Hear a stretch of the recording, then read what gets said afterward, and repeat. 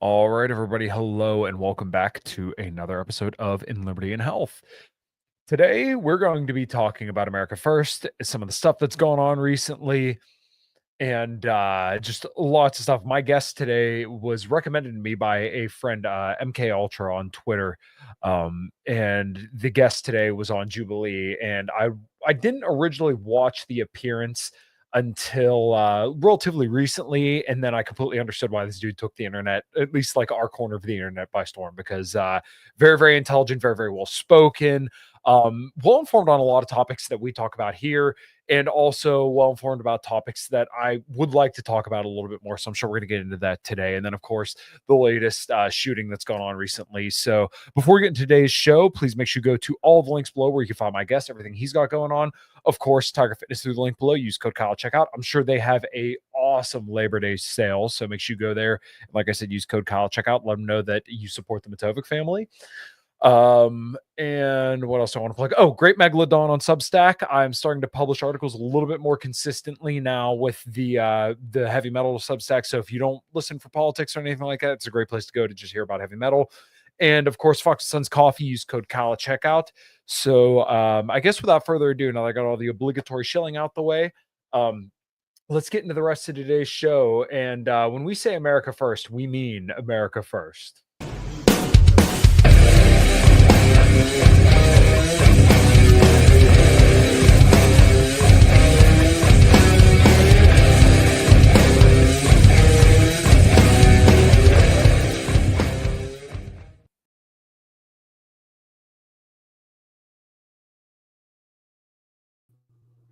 And welcoming to the show, the awesome Doomernat. What's up, man? What's going on, man? That intro is badass, man. That was sick. Thank you. Yeah, that's actually my band. It was cool excerpt I cut out of a song, and then I'm like, okay, well, how do I make this like all about me without being as douchey as possible? And then it kind of worked out to that, man. So cool stuff, yeah. I'm stoked to have you here. And like I said, a mutual of ours on Twitter, MK Ultra, I forget what else he has. I think it's like Loki something. He had said, hey, you should have him on the show. I'm like, okay, cool. Yeah, I'll check him out. And then I told you today, I listened to a few of the appearances you did on some mutual of our shows. And I'm like, oh, yeah, this kid's awesome. So yeah, thanks, man. Yeah, of course. Why don't you let everybody know what you're about and kind of how you got to be a little bit of an internet sensation, our dissident right-wing sphere of Twitter. Yeah, so I'm Doomernat. I don't know. I've always been lurking in the shadows for a couple years now, but I had an opportunity to go on Jubilee, and that clip went super viral, and now I've just been counter-signaling the right people on Twitter, basically. That's what I've been kind of known for now. I kind of just give the nuanced position and set a narrative that an unpopular one, the one that's getting a little bit more and more attention. Yeah, well, I really, really dig it. And I think it's one of these dumb bimbo blondes that I saw just before I came up here. I think her ad's like Emily Saves America or something like that. It's always like these right-wing America First MAGA patriots, but they always have it was awesome. Absolutely wonderful. Where they seem like they're good on so many issues, but like now I try to like remind people of this, that just a few months ago they were saying that they were going to start paying influencers to be pro-Israel because clearly it's just like a blatantly losing issue to take side on. And you see so many people just constantly sticking their head up, being a fervent Zionist on Twitter. Brandon Tatum seems to be one of like the bigger name ones. I got a tweet that got a decent bit of traction. Emily Saves America. I know you've been going at Laura Loomer, the Misfit Patriot. And well, me and Mike Painovich recently had a debate with two of the guys who were part of the young Gen Z conservative influencers that took a trip to Israel. And Emily Saves America was a part of that group that went to Israel. There were a couple other ones. That one gay black guy, Xavier DeRusso. Oh yeah, I saw that guy's name. Cam Higbee was another one. Yeah, we debated Cam Higbee and Lance Videos, who were part of that trip to Israel. That went really well. They kind of got exposed for being just like Israel stooges. But there seems to be this interesting project of synthesizing this type of rising American nationalism that is very prominent amongst people my age with pro-Israel Zionism and things like that. And so that seems to be the project that they're interested in trying to artificially kind of manifest and manufacture, and that's not going to be very successful. That's not at all, I think, going to be a right route to take. That's definitely what the Zionist right is trying to do right now. Yeah, well, I remember you mentioned this on the Backlash, the whole BAP network, where I followed BAP for a brief period of time. I had a good friend who I trust very much so kind of recommend him to me. I'm like, all right, well, yeah, he told me to get his book. I just never ended up getting it. Kind of forgot about it. And I followed him on Twitter and I seen some good takes over here and there. And then when people started kind of pointing out, like, oh, well, like, you got to look at this whole PayPal mafia, you know, the Thiel network going down to BAP and Barry Weiss and all these crazy Zionists. I remember you bringing up kind of how like it's almost like they're trying to slip in Zionism in certain places, but they won't do it too, you know, blatantly because they know it's unpopular. Well, it can't be too blatant, but people are still caught up with it. BAP is a Jew, and he's connected to this whole kind of Peter Thiel network. There's a couple of guys who are involved in that. One of the biggest ones is Curtis Yarvin, who seems to be one of the biggest ideological influences on Peter Thiel. And Peter Thiel is one of the basically the guy who created JD Vance. And so when you see all these guys in this sphere rallying behind Vance, especially since this Gavin Newsom meme has taken off, it's really starting to it makes you wonder a little bit, because one of BAP's biggest things is like bodybuilding. I mean, you go on his page and it's nothing but bodybuilding and this and that. They're kind of the guys, like they'll say like post arm, post physique, do something like that. But they never do. Well, what's interesting is they're rallying behind JD Vance, but JD Vance is like a disgenic, fat, you know, just not a decent guy to look at. And then you look at Newsom, and he's like a handsome guy with a all-white family. And then when people point this out, and then they reek and, you know, they conjure and this and that whole ideology, you know, it could be pro-white. The aesthetics are pro-white. The aesthetics are Zionism. That's what they want to code it as. But it's really just, you know, no matter what, vote for the Republican Party and be a Zionist. Yeah, that's really kind of what it boils down to. Do you think the whole Gavin Newsom push is legit, or do you think it's just kind of a troll? You think it's legit? Well, it's semi-ironic, but the point is there. There's 2 points. One is what I just mentioned, is to hold this type of Baptist, you know, Republican ideology, hold their feet to the fire. It's just like, you're supposedly a white nationalist. You're supposedly big into bodybuilding. This is a guy who's fat and who's married to an Indian running for president against a guy who is handsome. He's white. He has an all-white family. Are you going to vote? Which one are you going to vote for? And they've conjured up, and they're trying to push against this Newsom stuff and really rallying behind JD Vance. The point that's being driven here is that stop voting for the Republican Party. If you're pro-white, if you care about racial demographics, if you care about white people, stop supporting the Republican Party. They haven't done anything for white people. They call it like gay race communism. We've had gay race communism since like 1965, and the Republicans have not done anything to stop it. So make them earn your vote, make them actually resonate with you. And if they don't, simply don't support them. And then that's kind of the whole Newsom thing. I mean, the you know, support for Democrats, like amongst this and right, that's kind of always been a thing, like as a meme. Like, do you remember Yang Gang? Way back in like 2020. Yeah. That's kind of what it's reminiscent of. It's just like, you're not giving us anything. We're not going to vote for you anymore. We'll vote for the opposing side. And if that means you lose elections, that means that you need us. And if you need us, actually do stuff for us. That's kind of the point. Okay, so I guess my one pushback here, and maybe it's not even necessarily so much pushback. I didn't vote this past election. The last 2 elections before that, I voted for libertarians. But I was just so disaffected with absolutely everybody this go around. I understand the aesthetic and your argument for Newsom, because let's face it, he is a good-looking dude, and you know, his family is a beautiful family. I just don't know how you can get over the hurdle that California is California, and it is largely at his, you know, because he's governor there and he's chosen to kind of basically have a controlled demolition of California. I understand the argument of kind of holding your vote hostage, but do you think that it would seriously be worth supporting Newsom in this respect? All it is doing is just saying that we're not supporting the Republican Party anymore. It's not like a legitimate, we're going to go knock on doors and be like, vote for Newsom. It's not necessarily about that. All it is about is just saying, we're done with you. It's specifically about Vance. Vance is the key here. It's not just another Republican. It is a guy who was calling Trump Hitler. It is a guy that comes from Yale who was in cahoots with very prominent neoconservatives like Frum. He was in cahoots and was basically created by Peter Thiel. He went to go work for Thiel's venture capital. He is married to an Indian. Very recently, this is a very recent development in his political career, which is getting close with Trump. And a big reason why he got close with Trump is because Peter Thiel was the guy who was bringing Vance to Mar-a-Lago. And so it's a specific point about Vance. We're not going to support Vance. We'll support a Democrat to make sure that Nance is not the guy who's going to be president, because there's worries about Palantir with cahoots in the government. There's worries about H-1B visas.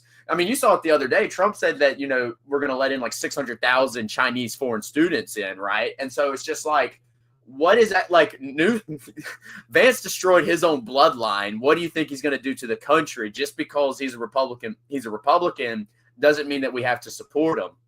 So it's just trying to light a flame up under the ass of Republicans and saying that we are actually through with being a Republican. We're through with Vance. We're through with MAGA. We're through with all this other stuff.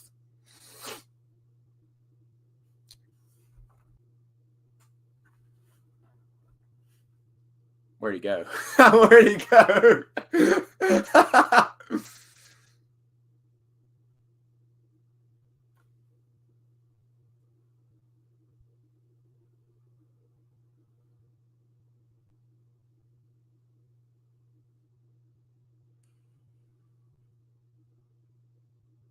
It seems to me the host has like literally disappeared.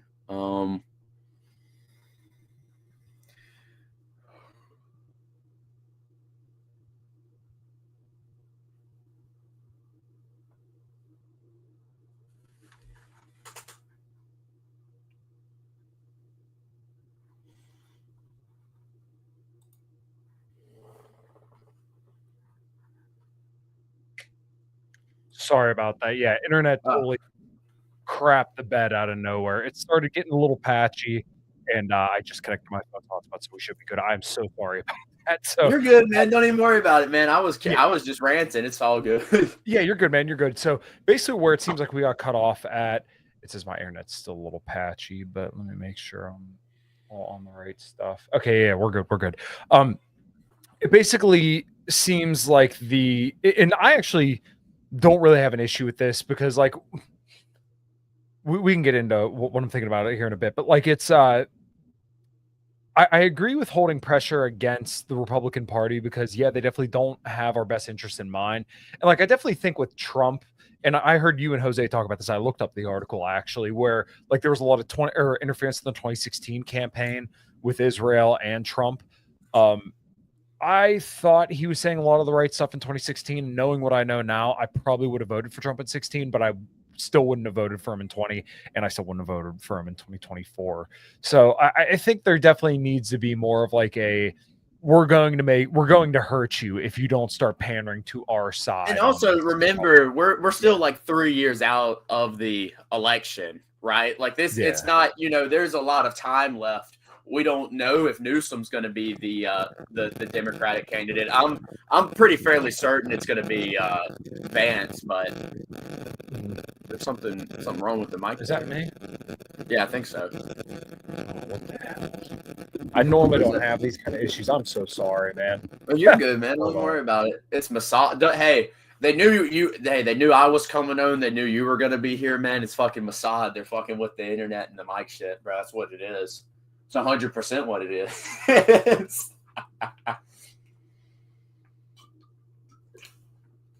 Oh, and another point that needs to be made, I know you're muted right now, but I am going to say this, is that MAGA has sucked a lot of oxygen out of white nationalism and out of legitimate pro-white politics.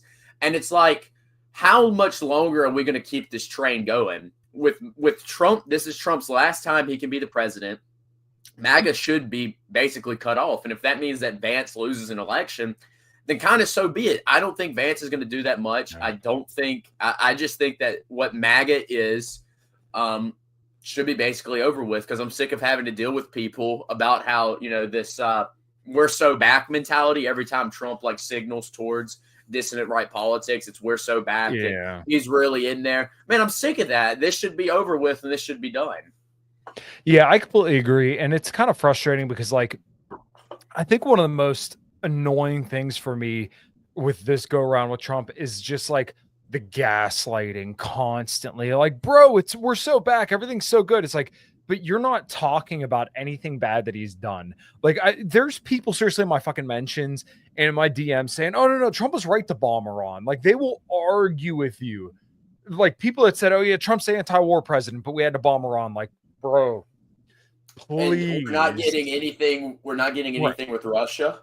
He promised that was going to be over within 24 hours. They've done nothing but escalate the situation. Nothing came out of that discussion.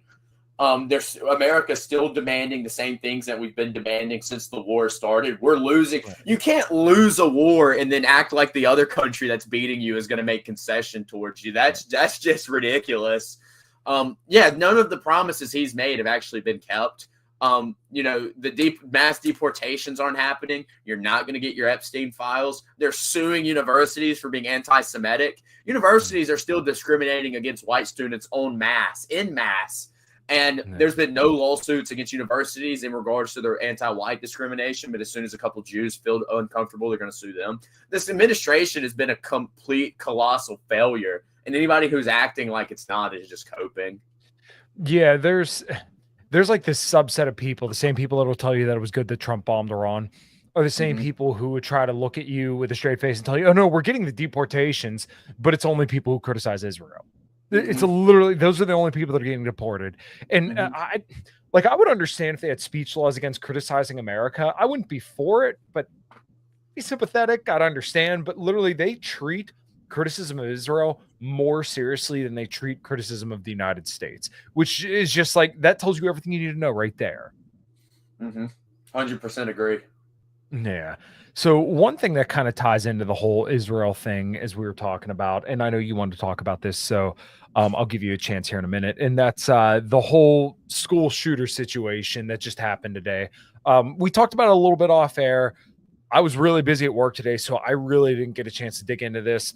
It seems like everybody's taking this tragedy, let's be honest, and trying to use it to push their agenda, where you see the pro-Israel people saying, "Oh, no, this person hated Israel, so clearly this is motivated by anti-Semitism," which, like, of course, this works for you. And then I see people saying, "Oh, this person's Jewish, so this has to be, Jews trying to kill the Catholics," which obviously there's a lot of animosity between Jews and Catholics there. And obviously I'm on the Catholic side, but what the hell's going on with this? So first of all, it needs to be clear that this shooting did happen today. So if I say anything wrong, if there's further evidence that contradicts anything I'm about to say, whatever. First thing that needs to be said is you're right. It's an absolute tragedy. My thoughts and prayers go out to the victims and their families. I believe 2 have died, 17 are injured. And remember, this was a shooting at a Catholic church that does schools. And so the victims, whether they were injured or murdered, were within the ages of like 8 and 10 years old. So this is one of the most unimaginable evils that you can ever think of. With that being said, and I fell for this on Twitter today. I made an offhand comment about the shooter being Jewish. There's no evidence to suggest that they are Jewish. That there's no evidence to suggest that. His mother, and I'm going to say he because they were born a man, and transitioned into a woman, which is fake and not real. His mother worked at so I'm not entirely sure if the mother worked at the church that he shot up, but it's very clear that his mother worked at a church, at a Catholic church. So with that being said, the narrative that's being pushed about how he was anti-Semitic and he hated Israel comes from the writings that own his gun. And what's own his gun is Israel must fall, destroy Hayaz. Hayaz is the Hebrew Immigrant Aid Society. It's a big Jewish NGO that resettles immigrants into the United States, and also into Europe as well. There's other stuff on there. But what's interesting, and you have people like Laura Loomer, Randy Fine, Misfit Patriot, all saying about how this was a terrorist attack motivated by anti-Semitism, anti-Zionism. if they were actually motivated by anti-Semitism, you would suspect that they would shoot up a synagogue or a Jewish school, but they didn't. Right. So that makes like no sense. Also, they were also Lord Loomer was trying to link it to like Islam. What's interesting is, of course, what's on the person's gun is remove kebab. If anyone doesn't know, remove kebab is an old meme from the alt-right days, which was targeted against Muslim immigrants. So presumably, if edgy anti-Semitic remarks on their gun and magazines, if that's evidence of anti-Semitism, then it's also evidence that this person's Islamophobic. Now, obviously, that's not what's going on here. This person was just a terminally online nihilist who was heavily involved in edgy memes, and so they wrote that on their gun. And what's probably the case is this is just a mentally ill person who hated their mother. Right? They are trans. Those people are if you're trans, you are mentally ill. And they shot up a Catholic church, which their mother worked at, or their mother worked at a Catholic church. I'm not entirely sure if it was the same Catholic church they shot up. So this is just a nihilist thing. This person was mentally ill. They hated their life. They wanted to kill themselves. And so they just went out and took out people who probably reminded him of her mother. And if anyone's trying to push a narrative that is not that or close to that, they are a bad actor. People trying to link this to anti-Zionism, Islam, anti-Semitism, that's completely false. And I've seen what's interesting is in the media they're referring to him as him. Now, in my experience, which is very interesting because the liberal media has been the people who have been pushing this trans stuff. So if they're deliberately misgendering this person, I've seen plenty of liberals do this as well. I heard a news commentator say it. They're referring to this person as a white man. They are technically a white man, but it's not your average white man. This is a transgender who is a nihilist, mentally ill person who and they had other writings referencing other terrorists, school shooters, something about Andrew Breivik. They had is it KFD in it? One of the, it was a logo that they had that was something that the Columbine shooter, a shirt logo, whatever, something that resembled a fashion logo that resembled what the Columbine shooters like. This was just a very mentally ill person that was suicidal that went out and took out their rage on a bunch of white Catholic children to be exact. And there's nothing more evil than that. And this trying to build a political narrative is one thing out of this, but one that's clearly not there. I mean, that's just despicable. Yeah, I completely agree. I haven't been on Twitter for much more than maybe the last 4 years. My Twitter's I think I made it back in 2008, but I really got active back in 2021. Yeah. Yeah. And now it's like, I don't recall. Well, you said what year? Oh, I made my Twitter back in 2008, but I got back on in 2021. I was 2 years old in 2008. Oh my God. Oh my God. I'm getting so old. I would have been 14 in 2008. Oh man, you got 12 years on me. Yeah, I know. I'm getting old. Don't remind me. But I don't think I've ever seen anybody run with a narrative that fast on this. And it's like you said, it's despicable because it's literally hey, we're going to take the death of all these Catholic children and we're going to use this to further our pet cause. A friend of mine, Janine Yunez, had a good tweet. Real quick, I want to make sure I read this. She said, the important thing is that every American influencer can now use this tragedy as proof that his or her pet cause should be widely embraced. And that's really what it is for a lot of people. Yeah. And what's bad is just there probably is no political motive behind this shooting. And if there is, the victims of the attack is where the political motive there, which is the death of white Catholics. But there probably is no political motive behind this. This was just a person who hated themselves, and they took that hatred and also put it on something that probably reminded them of their mother, which is Catholicism. Mm-hmm. Yeah, dude, it's absolutely humiliating to kind of see this stuff going on. Another thing that has been kind of making the rounds recently was that little girl who had the axe and knife fighting against the immigrants. I have a take, but I'm curious what your thoughts were. Give me your take first. Okay. every time I see people say, well, did you vote for it? It makes me unreasonably angry Isn't that what because Andrew Wilson said? Isn't that what Andrew Wilson I, said? I'll neither confirm nor deny. I'm very good friends with his wife. I sincerely love his wife. She's one of the sweetest people ever, and she's done a lot for me personally. Andrew, on the other hand, I'll be cool with him, but that was just a bad take. Wait, that was a bad. Oh yeah, take. it was. I have no problems with Andrew Wilson either, but that was a bad take. Yeah. So, but like my basic point is that like people will only apply this in one direction, where it's like, oh, if you voted for Democrats, then you deserve to have brownoids storm your country and rape all the women because you supported Democrats. But they'll never take the opposite side of that and say, oh, well, I voted for Trump, so therefore Trump just set the record again for bombing Somalia. They won't say, oh, yeah, well, then that means I have to own the vaccines. I have to own hate speech laws for Israel. They'll never do that.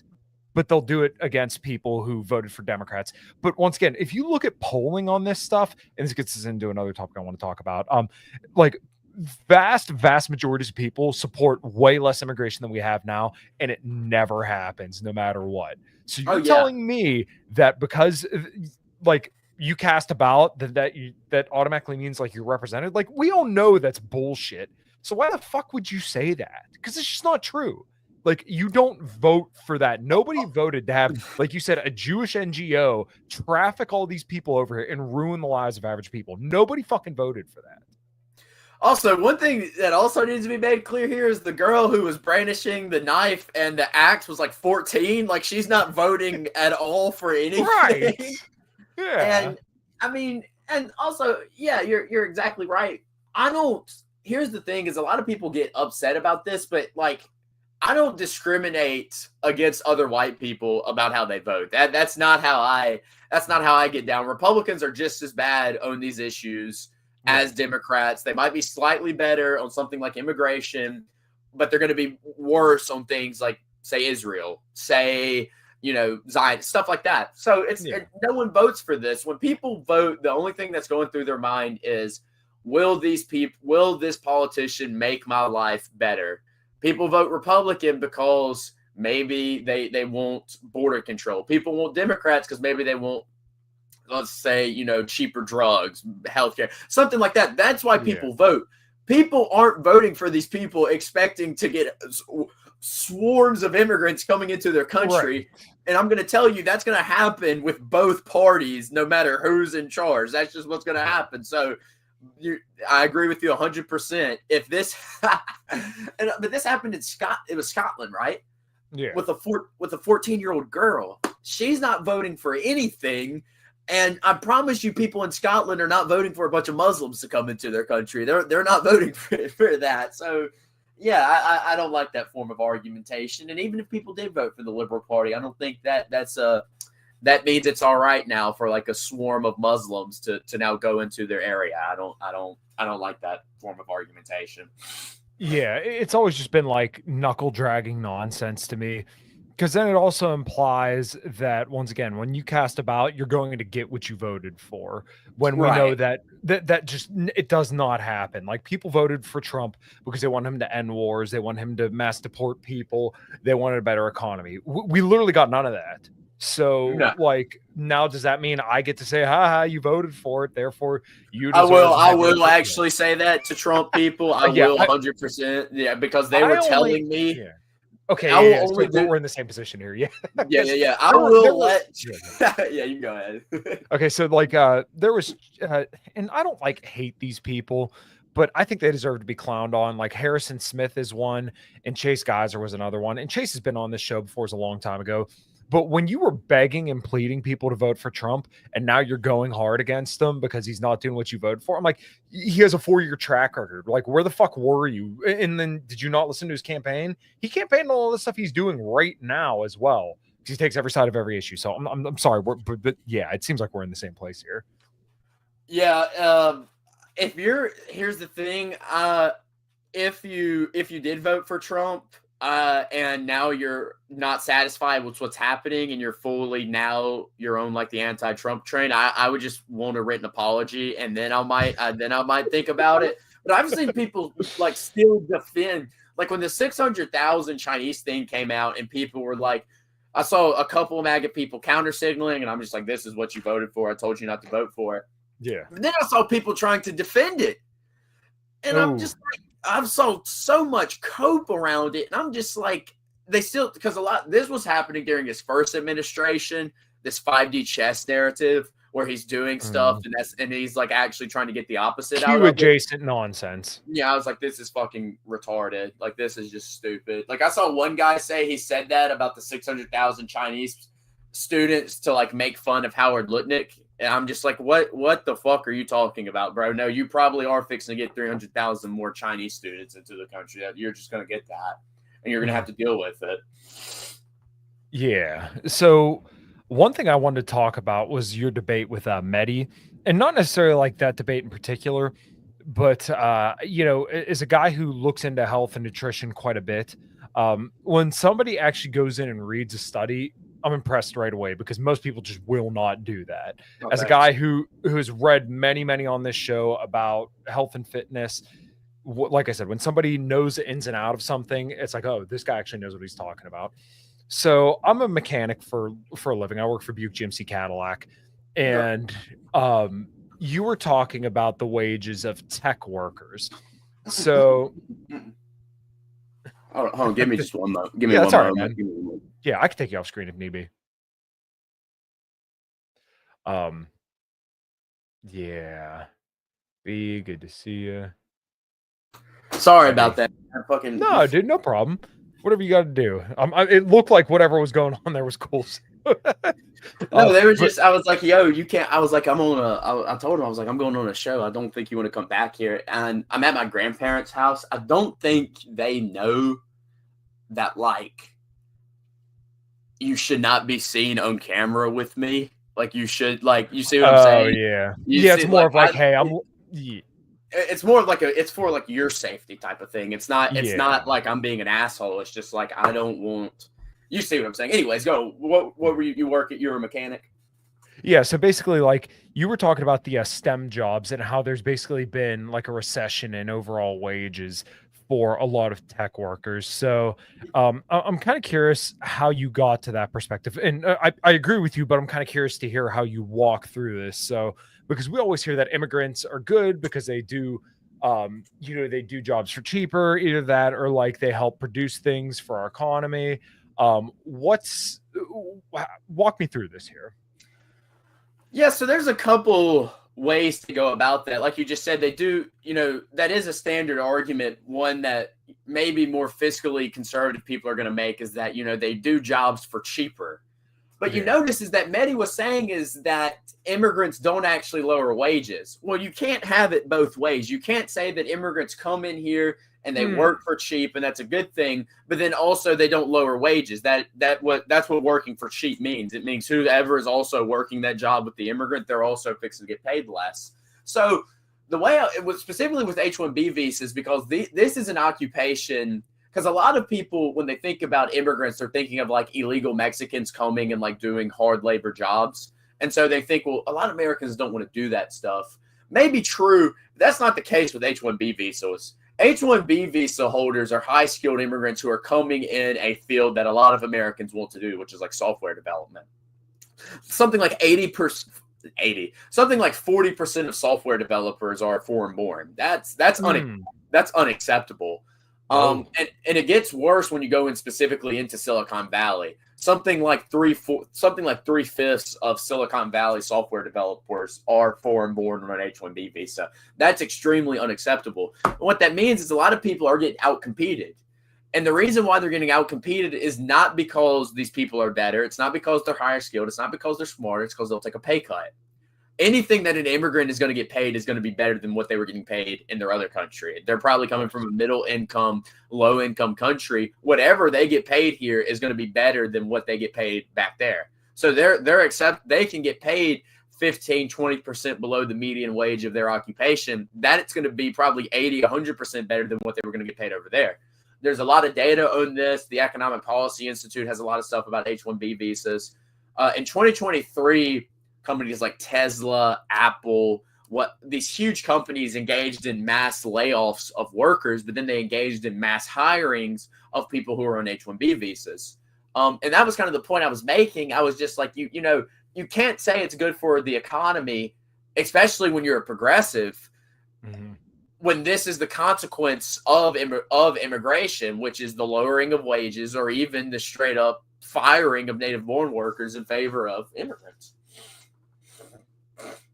Yeah, it's I think their rebuttal would be that it's good because these people now are working jobs that, you know, Americans won't necessarily do. But like you said, the rebuttal to that is that like Americans want some of these jobs. And I think it's also like the progressive worldview is that, you know, hey, we're all blank slates and people should be allowed to move around freely and send their money freely. But you know, I think the rebuttal to that would be more like we want to keep money for Americans and, you know, also have Americans working American jobs. So that way we keep the money local and to the communities and our own economy. Hold on, give me a moment. Yeah, it's all right. Someone was calling me. Give me one moment. Yeah, no problem. Sorry about this. Yeah, you're all right. They still have very patriarchal family structures for the most part too, which allows them to be way more organized. Yeah, just the it's so interesting. Okay, I'm back. Sorry. Yeah, no, that's all right. I was getting a Discord call, so like it was like I was getting it in my headphones, so I couldn't actually hear anything. It's all right. I was just trying to fill the blank air, but like the H-1B thing, and this is something that you met and did Jose's show as well. Him and I have talked about this a little bit, where like, yeah, Trump has stopped like the net flow of migration in respect to like illegal border crossings, but what I think people aren't looking at is how much he's focused on like legal immigration, wanting to expand legal immigration, specifically like you said, the H-1B visas, where we're taking skilled workers, which are generally just Pajeets with fucking degrees or something that they got from diploma mill, to go work a job that pays really well or be a doctor or something like that. And now Americans get forced out of that. Either they have to accept the lower wage than they normally would have gotten. And that's actually much, you know, see, when it comes to the economics of it, legal immigration is probably going to be much worse than illegal ones. And that's because illegal immigration is going to go into probably these more physically demanding occupations that Americans don't want to actually do. Legal immigrant, that's completely different. They're actually coming over here to do specific high-skilled occupations that a lot of Americans go to four-year universities to go and do. And so when they get there and like the salary has gone down maybe 10% or 20% lower than what it would have been if these immigrants didn't come in. Well, that's actually a real big problem. Yeah. And also these people, and here's the biggest issue is with these high skilled immigrants. So like Indians and Chinese and just generally East Asians, they're coming to be managerial or elites. They're like something crazy, like 40% of Harvard's graduating class is East Asian. That's a big problem. East Asians are very liberal. And Harvard and Ivy League graduating body is a pretty good proxy for like who's going to be the future elite. Notice Jews dominate the student body as well, but it's a big problem when you have foreign people becoming the elite of a country. That's like a really big issue, especially when these are, you know, East Asians, which are known for being ethnocentric, collectivists, things of that nature. So there's a social and an economic aspect of legal immigration that a lot of people ignore when it comes to talking about the immigration debate. That's because conservatives usually focus on illegal immigration and make it about a national security threat. I'm not saying illegal immigration is good. It's definitely bad. But legal immigration is a huge problem that doesn't get a lot of focus in like the mainstream immigration debate. Right. Well, yeah, because the right-wing talking point is always, oh, you can come here, but you have to do it legally. It's like, okay, well, then what happens if Joe Biden says that all the people that he just let in that were illegal immigrants over the last, like, 5 years are now all legal immigrants? Then, okay, well, now they all immigrated legally, like all the conservatives want, but they're not actually, like, the country's now worse off. So really the position has to be you have an immigration moratorium. Like that's the only way that I could see you really improve things. I would agree. Agree.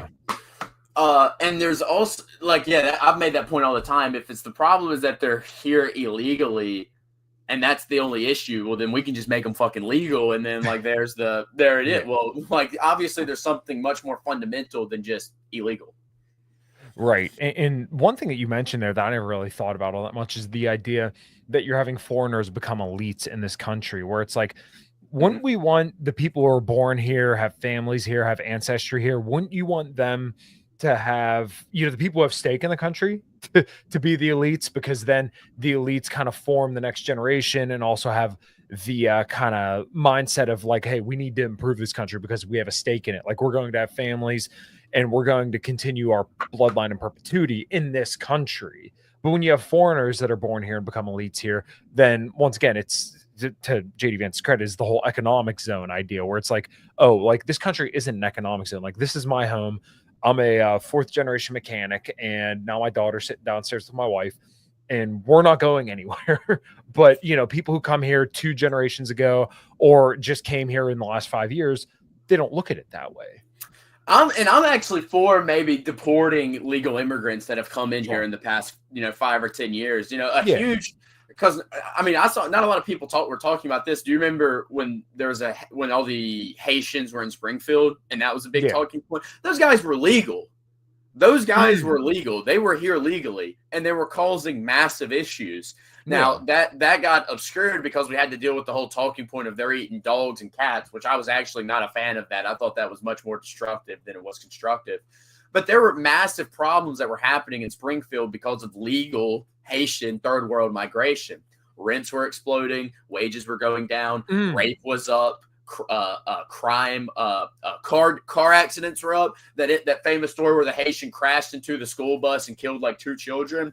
That happened in Springfield. So there were massive problems that were happening in Springfield, and that was caused by not just illegal, but that was legal migration. I can think of loads of other examples too. You look at Canada, for example, or Europe. That's mostly legal.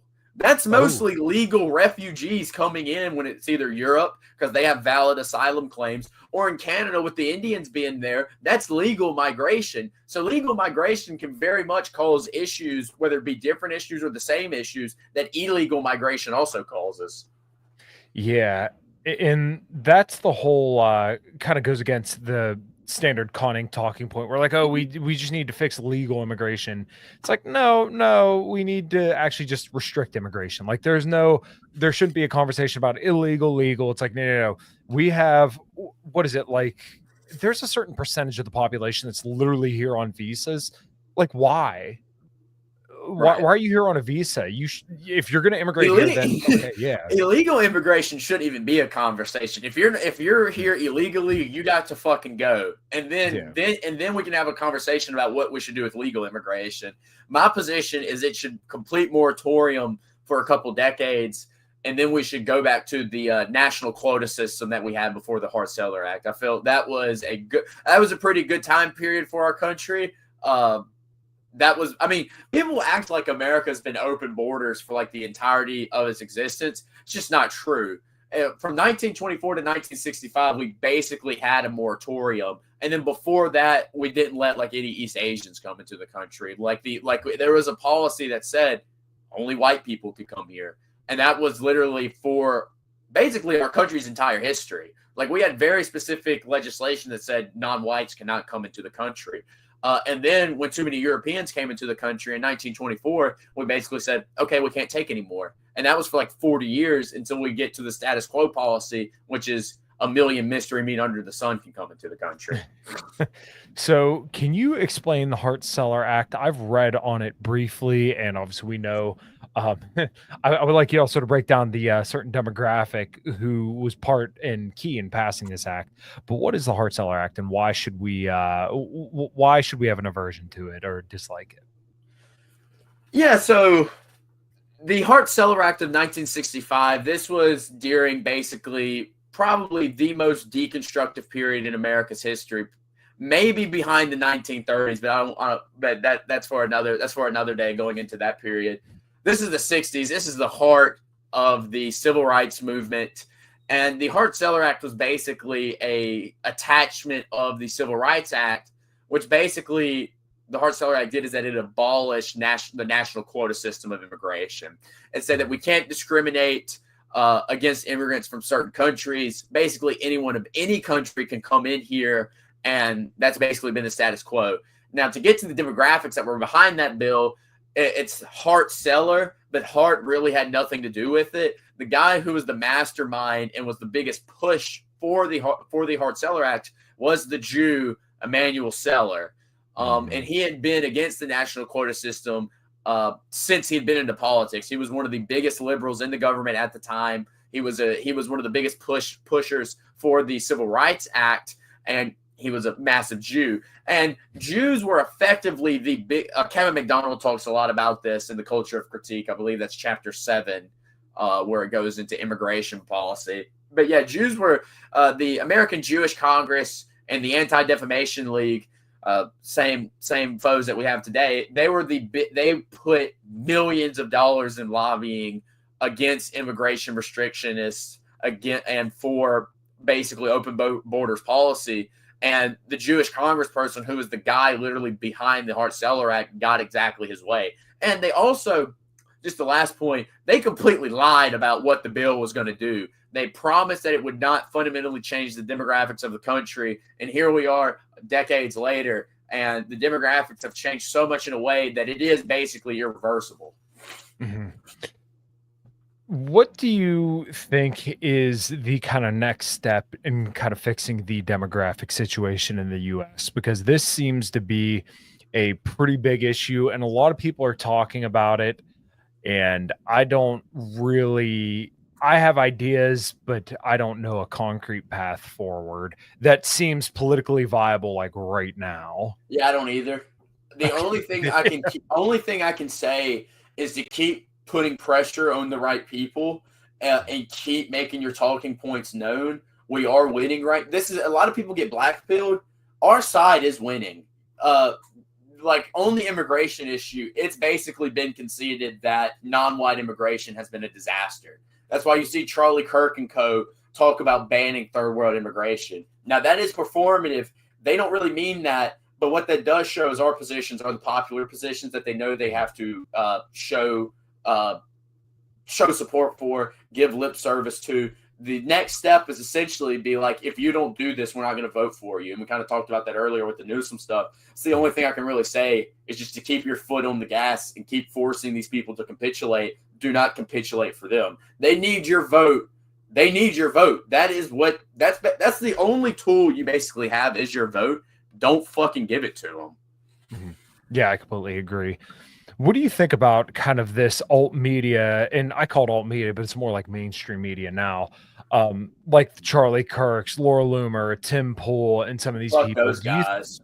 Yeah, I agree. But like, where do you think they're going after this? Because I know you said you're I don't want to call you a group or anything like that, because what the fuck does it even mean? But like, I know you said you like Fuentes. I do too. There's some stuff where I think he's a little goofy, but it seems like they can't really ignore him anymore, even though they're definitely trying. Yeah, I was talking about this to a couple guys the other day. Censorship still exists on X, not in the way that it used to, but it still does. Like, yeah. Fuentes, Shields is another one. They're denied their check mark. And so what the check mark means now is that the algorithm is going to try to ignore you, basically. And if your characters are limited, so you can't tweet out maybe what you all want to tweet out. But I'm predicting, especially when the primaries and the 2028 election come about, you're going to get 2020, 2018 style censorship. I'm predicting that's going to come back. But yeah, the genie's already out of the bottle. Fuentes is the hot new thing. Not the new thing. He's been a while for a long time, but he's on I think he called it a generational run that no one can ignore. And they're failing very hard to ignore him, especially when people like Tucker and Candace Owens are showing him attention. Elon Musk insinuated he was a Fed. So they're trying to Fed jack, or they were trying to. That's kind of cooled down now. That obviously didn't work. Fuentes, can I think of a few others? There's a couple others, I'm sure you know. But yeah, the point, this is why they're trying to get Zoomers into, like they did the whole media showing with a couple of Gen Z people going to Israel. You're seeing the Bapsphere and whatnot with JD Vance. He follows Bronze Age Pervert on Twitter. He is a huge. He's talked about Curtis Yarvin openly before. What the direction that they're trying to do is essentially synthesize pro-white and white nationalism with the Republican Party. And then once they're in power, you're not going to get any of the white nationalism. You're just going to get the Republican Party. So that seems to be the goal right now, is adopting dissident right, Goiper, Fuentes talking points, and then trying to make that a Republican Party thing, and then you're not going to get any of that. That's essentially what Trump was, right? And you didn't get anything. So, yeah, I think the genie's out of the bottle when it comes to, how popular with Fuentes and the dissident right is right now. I think the goal here is going to try to be to adopt those talking points, standard conservatives to adopt those talking points and then not do anything with them. I don't think that's going to work. You've seen how much the negative reaction has been to Vance. And I'm also predicting a comeback in censorship in full force. Mm-hmm. Yeah, I think a lot of people thought that Trump was the free speech president. And then as soon as... No. Yeah, of course not. One thing I predicted accurately was the increase in overall censorship over anti-Semitism. And yeah, I never really thought about going into the midterms, but yeah, I could totally see them basically trying to crank down on people who are being loud and rowdy about just the complete total cuckoldry to Israel. Because everyone's going to be saying, don't vote for the Israel people. Don't vote for them. I feel like that's going to get shut down. Yeah. And I mean, in a way, if that does happen, I think it's going to be blatantly obvious. I don't think they could necessarily run away with that like they did before, just because there's so much narrative awareness. And then they would also have to go to a platform like Rumble, because Fuentes isn't on YouTube or anything like that, but he still gets what is it, 250,000 to 500,000 views on Rumble of all places, which yeah, he gets a congruent 20,000 view, 20,000 live audience. That's for Rumble. I mean, that's good for anybody, but to get that on Rumble, I mean, that's just unheard of. Yeah, it's literally the size of someone like Tim Cast, who, has been building a brand, and, definitely it seems like he got money probably from some Israeli sponsors, because who's in the main demographic of his guests, it's... I mean, you saw him literally go into a meeting with Bibi, so that's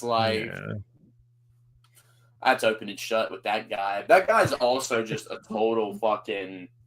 I don't want to say it on YouTube, but that guy, he's bald and he's very insecure about him being bald, so he kind of wears that gay fucking beanie. There was a picture of him in a suit at a nice event, and he had a beanie on. I'm like, it's a Mar-a-Lago. Oh yeah, Mar-a-Lago has the beanie on with a suit. Mar-a-Lago, that's really funny. Yeah, just hold it off, bro. There's no reason to be. Whatever. But yeah, I am predicting a censorship comeback. It might not be 2020 style, but you are going to see massive deboosting. You're going to see deplatforming. You're going to see stuff like that, because they can't have the Israel criticism and the Jew criticism, quite frankly, like they are now, and expect very successful elections during the midterms for openly Zionist candidates. I don't think you're gonna you see what I'm saying. I'm predicting censorship coming back in a way we haven't really seen before. Yeah, do you think that the Israel conversation is going to come up at a presidential level come 2028? In a way where they're both sucking the dick of Israel, that will happen, but I don't think you'll see any criticism of it, no. Mm-hmm. There's it's funny because I got Roseanne Barr to reply to me in a tweet the other day where I don't remember exactly what I said. Oh, I said too long, didn't read, because she was saying something about every 80 years the anti-Semitic stuff comes up. And I'm like, you're just going down the stereotypes. We always talk about the curse of the 8th decade, and then you're saying, oh, every 80 years anti-Semitism comes up. And she said, oh, thanks for making the example crystal clear, or something like that. And you're seeing, you're not going to get your right. You're not going to get your rights with Vance. That's not going to happen. Yeah. You're not going to get the next Trump and Vance are not going to be the next Fuhrer. That's the fucking question. That seems like hope. Yeah, you always see people basically trying to pump that up. What do you think of the plan trusters this far who are still into it? Total retards. Like, if you're still shilling for Trump, you're just a fucking idiot. I mean, the anti-Trump people have been the. I mean, this is everyone who said don't vote for Trump has been vindicated on a level that I couldn't even have predicted. I did not think it was going to be this bad, and it's much worse than I can imagine. Like, if you can try to justify the shit that he's doing, you're just a total clown. You're just a clown. Probably might be getting paid, but a lot of these guys are just doing it for the love of the game, I guess. They're just kind of retarded. So maybe even saying that they might have the agency to get paid is giving them a little too much. Yeah, I mean, like, fuck. I threw it out there that I sincerely believe that probably Tim Pool and like Patrick Bet-David were probably getting paid by the Trump They're campaign. probably getting paid, but when it like like Captive Dreamer and those guys, they're probably not getting paid, bro. They're just Shabbos goy. They're just Shabbos goys. Yeah, that Captive Dreamer dude's a real fucking clown. There were serious people. The one other dude was that he A-logs the fuck out of me too, bro. It's so annoying. He almost every 3 or 4 tweets he'll comment or say something about it.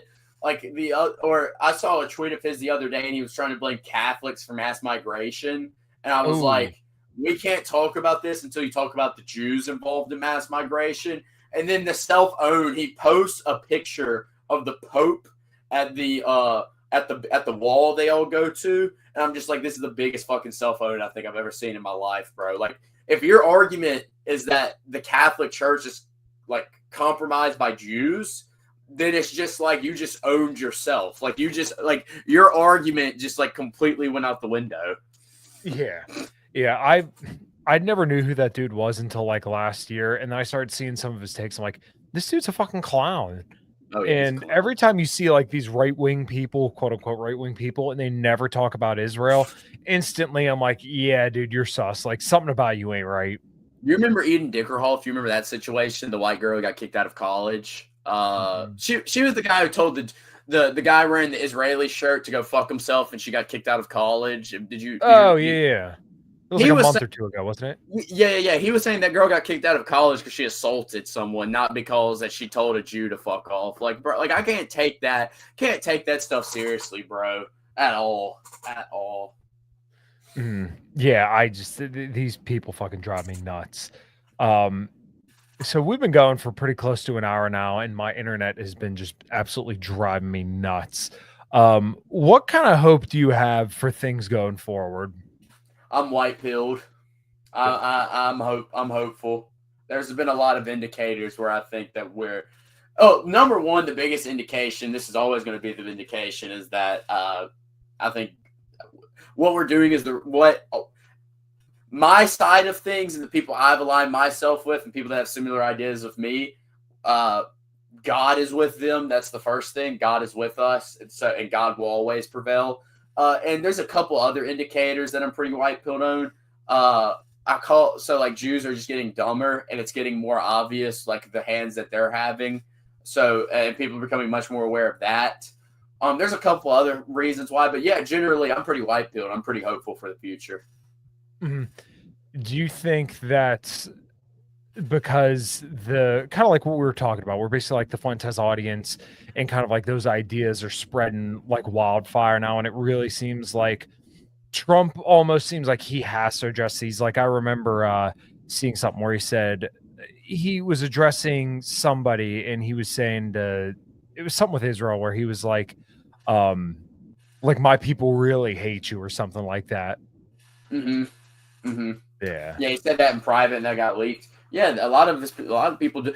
That's one of the biggest white pills. Is Israel's just not popular, and that's not going to go away. A lot of people think that the backlash they're getting for their genocide they're doing in Gaza, that's going to go away. That's not going to go away at all. That is good. People are going to remember this for a long time, and I don't think Israel will ever be popular in the way that it was, and that's going to be a big problem for Zionism. Yeah, I think it's because back in the day, World War II was a lot closer for people like my parents' age, born in the 60s and all that. So I think when they're looking at that, you know, a lot of older people are like, yeah, they either love Israel or they're somewhat indifferent. Whereas I feel like people, at least my age and younger, I'll be 31 in November. I think we're more like, no, like we really don't want anything to do that. You know, we don't want anything to do with Israel anymore. Right. I agree. Yeah. Yeah. Does it seem like people around your age are a lot more cynical? Because that's the vibe Yes. I could get. Yeah. Yeah. Mhm. 100%. 100%. Cool. Cool. There's a nihilist. This is I said this one thing, and I might even write an article articulating this. But I said the black pill is the white pill if you're political, because like for example, white men in the military is like at an all-time low. Just one example. People like my generation are pretty nihilist about a lot of things. And while that might seem black pilled to a lot of people that, you know, so many people just don't give a fuck anymore. And a lot of people are with that mentality. They just don't give a fuck anymore. But that's a white pill for me, because if people are withdrawing from the system, then that means they're not in the system. That means the system has a lot less power. So if people are nihilist about these type of questions, and, you know, they're starting to care less about a lot of things, well, that means Zog has a lot less influence over them. So in a really dialectical, contradictory way, people being black pilled is actually kind of a white pill for me. Nice. Yeah, I like that perspective. One last thing would be like, you've talked about the vibe shift, and I remember people saying this. I'm like, this just seems stupid. Like whenever I heard people say vibe shift, I'm like, I'm not feeling it, bro. What'd you think? It's so they're Jews are becoming more right wing, right? And you're seeing the media become more right wing. You're seeing white people in advertisements again. You're like your Sydney Sweeney in the jeans, that was a thing. Shit like that. And Jews are becoming like right wing ideologically. Like for example, there was a survey done by a guy named Kaufman. And Jews, specifically Ivy League Jews, are more Republican than the average Ivy League student. There's been a big shift in Jewish political thought. Jews, a lot of the Jewish billionaires went for Trump. The usual suspects, but they donated a lot more to him this time around. The culture seems to be slightly going in a more rightward direction. And rightward, I don't mean in a good direction. I mean just in the political rightward direction. And the thing that I've just been driving home about this is that, yeah, but this is for a specific reason. It's so you can think you're winning. If your right wing is trying to get you to feel like you're winning and you're not winning, because nothing in substance and policy is actually going the way that you would want it to go. If it is, it's nothing burgers. It's stuff that like doesn't even matter. Mm-hmm. Yeah, that.